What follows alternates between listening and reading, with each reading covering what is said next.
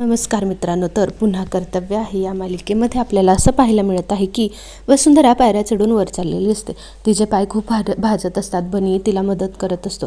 चिन्नमनू खोटं बोलून ड्रायव्हरसोबत तिथे पोहोचतात. तिथे पोहोचल्यानंतर ते म्हणतात की बनीची आई, तू एवढी का ग वैतागली आहेस? तू आजारी आहेस का? तू अशी का दिसतेस? तेव्हा वसुंधरा म्हणते की अगं वर खूप ऊन आहे ना आणि पाय खूप भाजतात आहे, त्यामुळे असं वाटतंय, पण बाकी काही नाही. चला, तुम्ही कशाला आलात? घरी कोणाला कळालं तर का ओरडतील ना तुम्हाला? चिनू म्हणतात की का ओरडतील ते? आम्ही तुलाच तर भेटायला आलो ना. वसुंधरा बोलते की बरं ठीक आहे. तेव्हा चिनूमनूच्या डोक्यात एक आयडिया पोचते की आपण रुमाल खाली हंतरूया, म्हणजे बनीच्या आईला पाय खूप कमी भाजतील. असं ऐकल्यानंतर वसुंधरा मुलांच्या काळजीत खुश होते. ते दोघंसुद्धा आपली आलीपाडीने रुमाल चेंज करून वसूच्या पायाखाली टाकत असतात. इकडे आकाशची तब्येत खूप बिघडत चाललेली असते. सलाईनमध्ये चुकीचं औषध सोडल्यामुळे आकाशच्या नाकातून रक्त वाहून खूप ब्लडिंग व्हायला लागलेलं असतं. हे बघितल्यानंतर डॉक्टर खूप घाबरतात. सगळा स्टाफ गोळा होतो. आकाशच्या तब्येतीचं निरीक्षण करत असतात, पण त्यांना हे का होतं हे कळत नाहीत. डॉक्टरसुद्धा चेक करताना काय हाती लागतंय का हे पाहत असतात.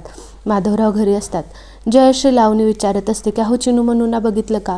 त्या दोघीसुद्धा घरात नाही आहेत, वर त्यांच्या रूममध्ये नाही आहेत. जयश्री म्हणते की अरे इथेच कुठेतरी असतील, नीट बघ ना. अवनी म्हणते की अहो अख्खं घरभर बघितलं, कुठेच भेटले नाहीत. तेवढ्यात माधवरावांना फोन येतो हॉस्पिटलमधून की आकाशची तब्येत खूप गंभीर आहे. हे ऐकल्यानंतर माधवरावांना खूप मोठा धक्का बसतो.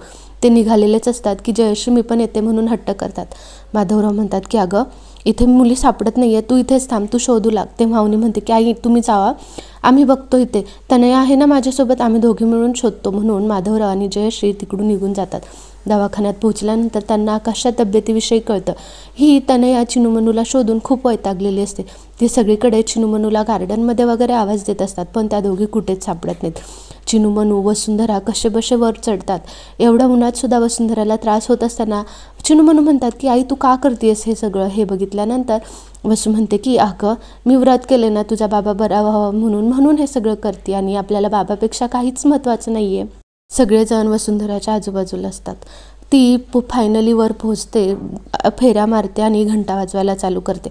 ती देवीला म्हणते की देवी आई तू माझ्यासोबत असं का केलंस का? मी चुकीची आहे ना, मग शिक्षा पण मलाच दे ना. आकाशरावांना नको देऊस, त्यांच्या आयुष्यातली सगळी दुःख मला दे, त्यांना रिकामं कर प्लीज आई. ही शेवटचं मागणं तुझी मुलगी म्हणून मागते, प्लीज पूर्ण कर, आणि मी इथून जाणार नाही जोपर्यंत माझे आकाशराव बरे होत नाहीत. असं म्हणून ती तिथेच घंटा वाजवत बसलेली असते. इकडे डॉक्टरांना टेन्शन आलेलं असतं की अचानक आकाशच्या तब्येतीला काय झालं, म्हणून ते नर्सला ओरडत असतात की तुम्हीच काहीतरी चुकीचं केलं असणार आहे, चुकीचं औषध दिलं असणार आहे, त्याशिवाय पेशंटची तब्येत बिघडू शकत नाही. नर्स म्हणतात की नाही आम्ही काहीच केलेलं नाही, आमचं पूर्ण ऑब्झर्वेशन पेशंटकडे होते. डॉक्टर म्हणतात की मग हे झालं कसं? नर्स म्हणतात की आम्हालाही काही कळत नाही. नर्स म्हणतात की आपल्याकडे दुसरा कोणता पर्याय नाही आहे का? डॉक्टर म्हणतं की आता आपल्याकडे कुठलाच पर्याय नाही आहे, आपल्या हातातून सगळं निसटले, आपलं आता सगळं देवाच्याच नशिबावर आहे. असं म्हणून डॉक्टर टेन्शनमध्ये असतात. इकडे वसुंधरा घंटा वाजवत असताना बेशुद्ध होऊन पडते. बेशुद्ध होऊन पडल्यानंतर ती तिथे चिनूमनू बनी तिला उठवण्याचा प्रयत्न करत असतात. तिचे हात पूर्ण लाल झालेले असतात दिव्यामुळे, तरीसुद्धा तिला जाग काही येत नसते. इकडे आकाश जशी ती पडते तशी ते एकदम शुद्धीवर येतो.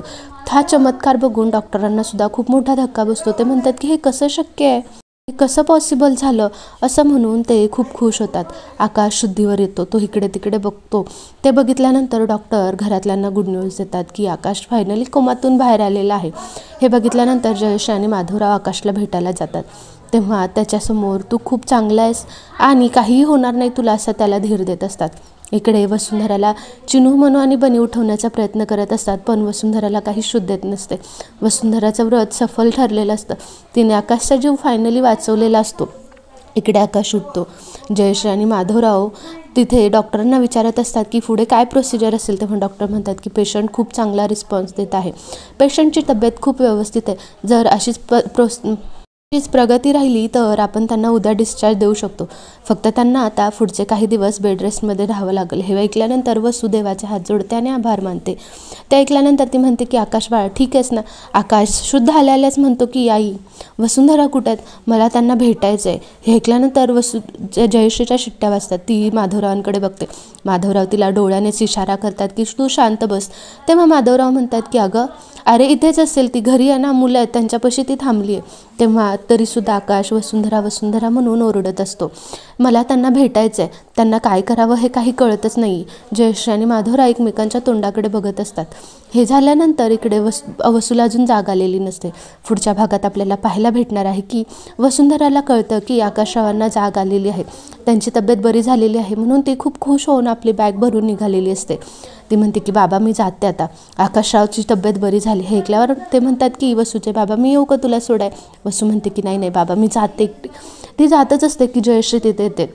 जयश्री म्हणते की काही गरज नाही आहे तुला येण्याची. वसू हे ऐकल्यावर म्हणते की काय झालं. तेव्हा ती म्हणते की तुला तिथे कायमची यायची काहीच गरज नाही. आता पुढे काय होतंय हे पाहणंसुद्धा तेवढंच इंटरेस्टिंग राहणार आहे. तुम्हाला हा व्हिडिओ आवडला असेल तर आपल्या चॅनलला लाईक करा, शेअर करा आणि सबस्क्राईब करायला विसरू नका. थँक्यू.